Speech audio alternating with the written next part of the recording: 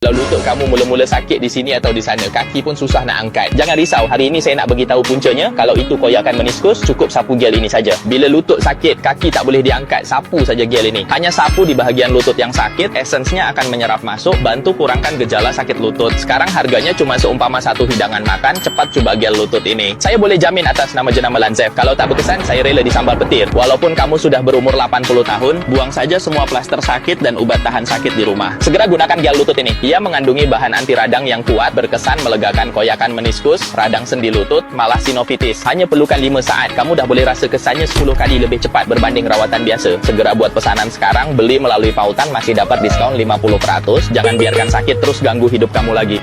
Hai semua, hari ini saya akan membuka kotak gel sokongan kesihatan sendi yang sedang sangat popular sekarang. Gel ini sedang dibeli oleh ramai orang tua dan dinilai sangat berkesan. Wow, kedai membungkus dengan sangat teliti. Ini adalah perkara yang saya hargai sangat tinggi ketika membeli barang secara dalam talian. Kotak ini sangat cantik. Ini adalah tanda pengenalan produk yang diimport dari luar negara. Produk yang dihasilkan dari luar negara selalu memberi perhatian kepada penampilan luar produk. Belum lagi menggunakan, saya sudah merasakan produk ini sangat berkualiti. Ini bukan barang murah yang beredar di pasaran. Ini adalah produk dari sebuah kilang yang sangat besar dengan tahap penyelesaian yang tinggi seperti ini.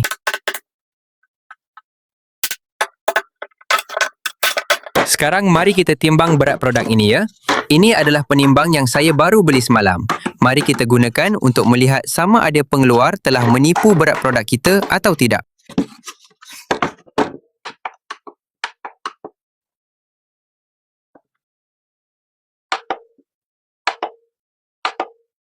Betul seperti yang saya jangkakan, semua ukuran berat produk ini sesuai sepenuhnya dengan pembungkusan. Ini menunjukkan bahawa pengeluar telah menyempurnakan produk ini pada tahap yang sangat tinggi, yang berbeza sama sekali dengan produk tempatan. Di dalam negara, mencari produk dengan berat yang tepat 100% seperti ini hampir tidak mungkin. Ada beberapa rakan yang meminta saya untuk mengukur saiz produk ini. Jika kalian suka, saya akan penuhi permintaan kalian. Bagi saya, mengukur saiz ini tidak begitu penting. Saya lebih mementingkan kualiti produk itu sendiri.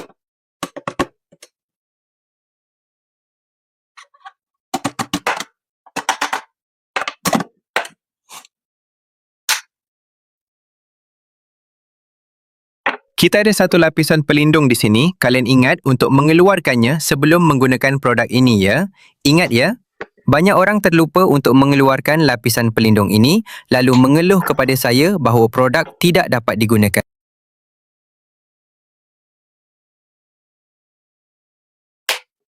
Mari kita lihat tekstur krim yang merupakan gabungan sempurna antara herba berharga dan teknologi pengolahan moden. Wow, krim ini sangat halus. Saya dapat mencium bau yang sangat wangi. Ia mempunyai aroma seperti herba, sangat menyenangkan. Saya boleh menghidu bau ini sepanjang hari tanpa rasa bosan.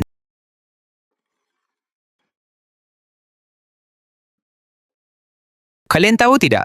Jenis krim seperti ini menyerap ke dalam kulit dengan sangat cepat. Saya sudah faham mengapa ia mendapat penilaian yang tinggi. Tidak mudah untuk pelanggan memberi penilaian yang sangat baik, tetapi produk ini telah berjaya melakukannya dan sekarang saya telah memahami alasan di sebaliknya.